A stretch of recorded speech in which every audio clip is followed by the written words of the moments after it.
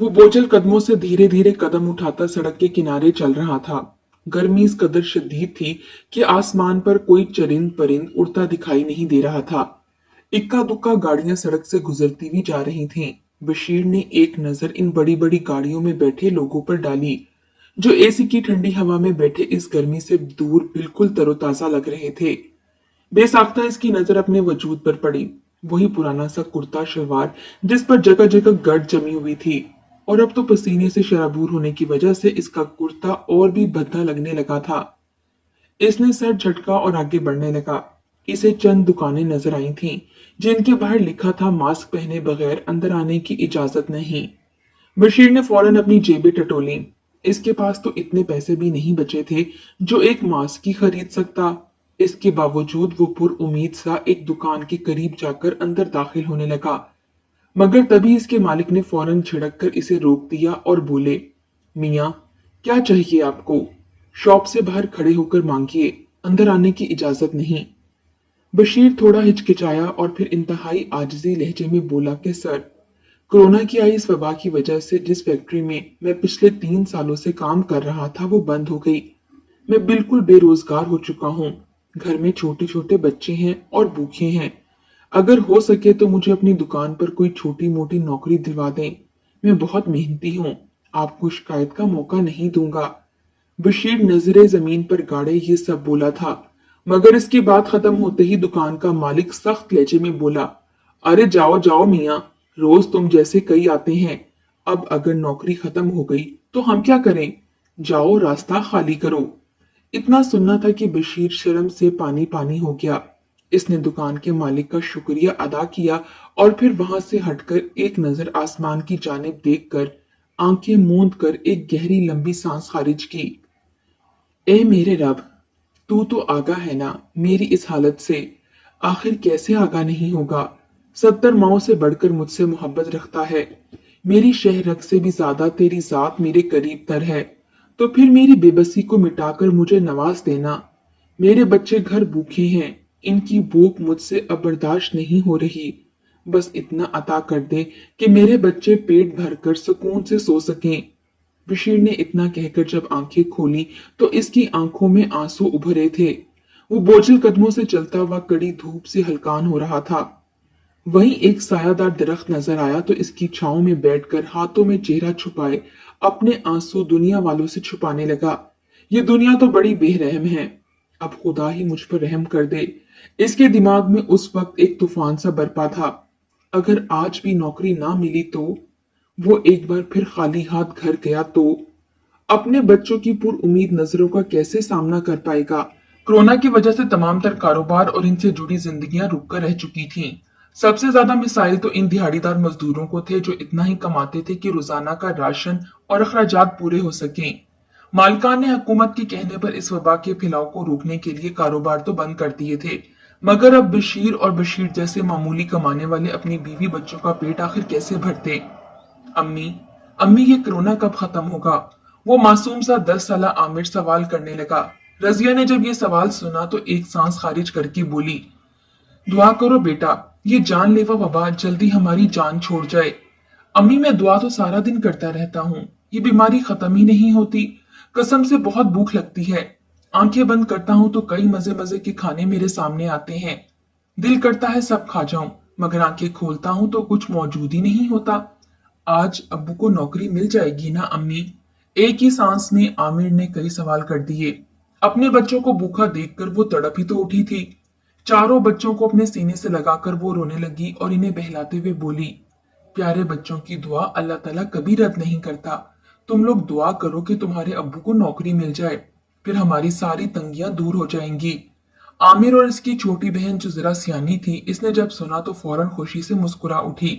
दोनों बहन भाई हाथ जोड़े दुआ करने लगे कि अब्बू को आज नौकरी मिल जाए, मगर दूसरी जानिब बशीर दुआ की तरह हाथ चेहरे पर रखे अपनी बेबसी पर आंसू बहा रहा था। इसे तो आज भी कोई नौकरी नहीं मिली थी। सभी इसे धुतकार कर वहां से निकाल रहे थे। सुबह से शाम हो चुकी थी। बच्चे भूख से तड़प रहे थे। आखिर रजिया ने कुछ सोचते हुए अपनी काली चादर निकाली और इसे ओढ़कर घर से बाहर निकल आई। बच्चों की भूख से निडाल हालत अब इससे देखी नहीं जा रही थी। वो अपने मोहल्ले के सबसे अमीर घरों की जानिब चल पड़ी, जिनसे इसकी थोड़ी जान पहचान थी। इसे यकीन था कि शायद वहां से कुछ पैसे या खाना मिल सकता था। भूखे पेट की खातिर इन्हें क्या क्या करना पड़ रहा था। आज तक वो खुददारी और अपने ही कीने में रहे थे, मगर अब बच्चों के लिए दोनों ही मजबूर हो चुके थे। रजिया कई घरों के बाहर खड़ी दरवाजा बजाती रही, मगर दरवाजा ना खुला। वो दरवाजे से ही इसका सवाल पूछते। जब वो खाना मांगती तो अंदर से कोई जवाब ही ना आता। रजिया की आंखों में आंसू आ चुके थे। वो रोने के करीब थी। आखिर थक हार कर अपने रिश्तेदारों के यहाँ चली गई। वहां जाकर इससे जब्त ना हुआ और रो पड़ी। रोते हुए मिन्नत करने लगी कि बच्चे घर भूखे हैं, हमारी कुछ मदद कर दें। सिर्फ इतना खाना दे दें जो बच्चे पेट भरकर खा सकें। मगर इसकी बात सुन लेने के बाद सामने बैठी आपा ने अपने दुखड़े सुनाने शुरू कर दिए। रजिया को अपना आप बेमायनी सा लगने लगा, क्योंकि आपा ने जिस कदर मुसीबतें और परेशानियां सुनाई, रजिया को लगा ये तो मुझसे भी ज्यादा मुसीबत के मारे हुए हैं। आखिरकार एक गहरी सांस खारिज करके वो उठी और वहां से जाने लगी। जब कमरे से बाहर निकली तो सामने आपा की नौकरानी रंग रंग के फलों से भरी ट्रे लिए कमरे में दाखिल हो रही थी। रजिया बस नजरें झुकाए वापस घर आ गई। मगरिब का वक्त हो चुका था, मगर अभी तक बशीर वापस नहीं लौटा था। घर लौटी तो बच्चे उसी का राह तक रहे थे। आखिर वो इनको क्या जवाब देती। इन बच्चों का एक ही सवाल था कि क्या आज रात भी हमें भूखा सोना पड़ेगा। रजिया चुप साध चुकी थी। जहन में आंधियां चल रही थी, आखिर कहां से लेकर आती इतने पैसे जिससे वो अपने बच्चों के लिए पेट भरकर रोटी खरीद सकती। बच्चे भूख से कमजोर हो चुके थे। रात हो चुकी थी। आखिर बच्चों को बहलाने की खातिर रजिया कहने लगी कि बच्चों, कुछ देर के लिए आंखें मूंद लो। जैसे ही तुम्हारे अब्बू खाना लेकर आएंगे, मैं तुम लोगों को जगा दूंगी। बच्चे पहले तो ना माने, मगर फिर भूख और नकाहत से सो गए। वहीं दूसरी जानिब बशीर सारा दिन पैदल चल चलकर हलकान हो चुका था। इस कदर शदीद गर्मी की तपिश इसके दिमाग को तो गोया पिघला ही चुकी थी। दिमाग दर्द से फट रहा था और पैरों में मौजूद नीम टूटा हुआ जूता भी अब साथ छोड़ता जा रहा था। पूरा शहर वीरानी में डूब चुका था। इसे तो ये खाली सड़कें और बंद मार्केटें देख देख कर वहशत होने लगी थी। इस जैसे कई मजबूर बेबस दिहाड़ीदार सड़कों पर सारा दिन मारे मारे घूमकर नौकरी ढूंढते रहे थे, मगर अब उदासी के साथ घर की राह लेने लगे। सबसे ज्यादा मुश्किल काम खाली हाथ घर जाकर बच्चों से नजरें मिलाना था। सारा दिन धूप पर चलकर इसके पैरों में छाले बन चुके थे। इससे मजीद चलना दोभर हो चुका था। वो कुछ देर सांस लेने की खातिर वहीं सड़क के किनारे बैठ गया। जब कुछ देर बाद ठीक हुआ तो उठकर दोबारा घर की जानिब जाने लगा। सारा दिन शहर की खाक छानने के बावजूद किसी ने इसे नौकरी पर नहीं रखा था। लाखों लोग इस बीमारी से तो मर ही रहे थे, मगर कुछ बशीर जैसे लोग भी थे जो शायद भूख और अफलास की वजह से ही अपनी जान से हाथ धो रहे थे। आखिरकार इसने अपने अंदर हिम्मत जमा की और चलता हुआ घर आ गया। कितनी देर वो दरवाजे पर खड़ा होकर खुद को बच्चों के सामने खाली हाथ जाने के काबिल करता रहा। रात हो चुकी थी। घर अंधेरे में डूबा हुआ था। वो दबे पांव दाखिल हुआ तो हर सू खामोशी थी, यानी बच्चे सो चुके थे। इसने एक पुरसुकून सांस खारिज किया। कम से कम वो आज रात के लिए बच्चों के सामने शर्मिंदा होने से तो बच गया था। वो चलता हुआ कमरे में आया जहां इसकी बीवी बैठी इसी की राह देख रही थी। चारों बच्चे गहरी नींद सो चुके थे। रजिया फौरन बच्चों के पास से उठकर बशीर के पास चली आई। इसके खाली हाथ को देखकर समझ चुकी थी कि आज फिर वो बगैर पैसों के ही घर लौटा है। अब तो कहीं से उधार भी नहीं मिल रहा था। उल्टा जिनसे उधार ले रखे थे वो वापस पैसे मांग रहे थे। पिछले 3 माह से ही ये कोरोना की वबा फैली हुई थी। जो थोड़ी बहुत जमा पूंजी थी पहले तो इससे खर्चा चलाते रहे और फिर बशीर अपने कुछ दोस्तों और रिश्तेदारों से मांगकर गुजारा करता रहा। अब तो इसके रिश्तेदार इसे देखकर ही अपना चेहरा मोड़ लिया करते थे। कोई भी इनकी मदद करने को तैयार ना था। रजिया ने बशीर से कोई सवाल ना किया और सादा पानी का गिलास लाकर बशीर के सामने रख दिया। बशीर ने वो पानी भी यूं पिया जैसे मुद्दतों से प्यासा हो। दोनों मियाँ बीवी कुछ भी नहीं बोल रहे थे, बस दोनों के दरमियान खामोशी थी। जानते थे ये मुश्किल वक्त, ये आजमाइशें ज्यादा देर तक नहीं टिकेंगी। एक न एक दिन जरूर टल जाएगा, मगर तब तक वो शायद जिंदा बचेंगे भी या नहीं, क्योंकि आज 2 दिन हो चुके थे और इनकी हलक से सवाए पानी के एक नवाला भी नीचे नहीं उतरा था। वो जिस मोहल्ले में रहते थे वहां कई घराने ऐसे थे जिनकी हालत इस वक्त बशीर जैसी हो चुकी थी। इस वबा की वजह से लोग एक दूसरे से कटकर रह चुके थे। लोगों का एक दूसरे के घरों में आना जाना बिल्कुल ही बंद हो चुका था। अभी सुबह हुई थी कि मोहल्ले से एक शोर उठा। शोर की आवाजें बशीर के घर तक पहुंची तो ये बुखलाकर उठ बैठा। न जाने क्या हुआ था जो गली से इस कदर शोर की आवाजें आ रही थीं। बशीर ये सारा माजरा देखने की खातिर बुखलाया वह घर से बाहर निकला। बाहर लोगों का हजूम इकट्ठा था और सभी उस घर के आखिरी गली में मौजूद एक घर जो कि बहुत ही बुसीदा सा था उसके बाहर जमा थे। न जाने वहां क्या हो गया था। बशीर तेज तेज कदम उठाता इस घर के बाहर पहुंचा। इसने जब लोगों की बातें सुनी और फिर हजूम को हटाता हुआ घर के अंदर पहुंचा तो जो मंजर इसे दिखाई दिया वो देखकर इसकी रूह लरस गई। सामने शफीक नामी मजदूर जो कि अपने 5 बच्चों के साथ इस घर में रहता था मुर्दा हालत में पड़ा था। एक पक्की उम्र का मर्द जो इस वक्त अपने सहन में लगे हुए दरख्त के साथ दुपट्टे से फांसी लेकर लटका हुआ था। वहीं इसके आसपास इसके 5 नन्हे बच्चे जमीन पर बेसुध लेटे हुए थे। इनके गले और पेट में नुकीली चीज से वार किया गया था। वहीं इसकी बीवी भी जमीन पर गिरी पड़ी थी जिसके गले में दुपट्टा इस कदर शदीद सख्ती से बांधा गया था गोया फांसी दी गई हो। वहां मौजूद सभी लोगों के ये मंजर देखकर रोंगटे खड़े हो चुके थे। ये सब क्यों हुआ था और किसने किया था ये सब बाखूबी वाकिफ थे। किसी को यकीन नहीं आ रहा था कि शफीक भाई जैसे मजबूत आसाब के मालिक इस कदर हिम्मत हार जाएंगे कि अपने ही बीवी बच्चों को कत्ल करके खुद भी फांसी पर चढ़ जाएंगे। बशीर के तो पसीने छूट चुके थे। अभी 2 दिन पहले ही तो इसकी शफीक साहब से बात हुई थी जो इनको बहुत ज्यादा परेशान लग रहे थे और फिर अफसरदगी से बशीर से कहने लगे कि दुआ करो ये वबा खत्म हो। हमारे घर में खाने के लाले पड़े हैं। बच्चों को भूख से निढाल देखकर मेरी जान निकल रही है। बशीर झुरझुरी सी लेकर रह गया और बाकी मोहल्लेदारों के साथ मिलकर इनकी तदफीन वगैरह में हाथ बटाकर वापस घर आ गया। इसे उस वक्त से खौफ आने लगा जब वो भी इस कदर कमजोर हो जाता। भूख से इंसानी दिमाग इस कदर मुतासिर हो जाता है कि फिर वो ऐसे ही ख्यालात दिखाने लगता है। बशीर अपना जहन झटकने लगा और खुदा से दुआ करने लगा कि मेरे रिस्क के असबाब खोल दे। इसके दिमाग में बार बार शफीक की बीवी और बच्चे ही घूम रहे थे। शायद मौत आसान थी और यूं रोटी के टुकड़े के लिए पल पल मरना मुश्किल था। तभी लोगों ने एक दफा ही मारकर खुद को इस भूख से जान छुड़वा ली थी। बशीर की सबसे छोटी बेटी भूख की वजह से इस कदर कमजोर हो चुकी थी कि अब तो चलने फिरने से भी दोभर हो चुकी थी। इसे तेज बुखार हो चुका था। रजिया को एक और फिक्र सताने लगी थी कि भूख की वजह से इसकी बच्ची को कुछ हो ही ना जाए। वो ठंडे पानी से बेटी की पट्टियां कर रही थी। इसके बुखार में कमी लाने लगी मगर बुखार कम होने का नाम ही नहीं ले रहा था।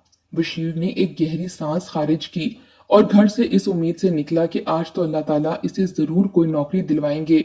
वो दिल में कलाम पाक का विर्द करता हुआ सड़क पर एक बार फिर निकल आया और लोगों की मिन्नतें करते हुए नौकरी मांगने लगा। आज तो वो तय कर चुका था अगर इसे लोगों के कदमों में भी गिरना पड़ा तो वो गिर जाएगा मगर आज खाना तो लाजमी घर लेकर जाएगा।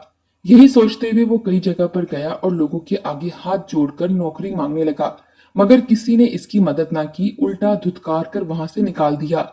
एक सफाक दिल शख्स के सामने इसने इस कदर मिन्नतें की कि उस शख्स ने इसे धक्का दिया तो वो जमीन पर गिर गया मगर इसके बावजूद वो दोबारा नौकरी मांगने लगा ताकि अपने बच्चों का पेट पाल सके वरना न जाने ये दुनिया इस कदर जालिम क्यों हो चुकी है कि किसी को भी इसकी इस हालत पर तरस नहीं आ रहा था। आखिर वो बेबसी से चलता हुआ एक तरफ जाने लगा। इसके पैरों में मौजूद जूता टूट चुका था।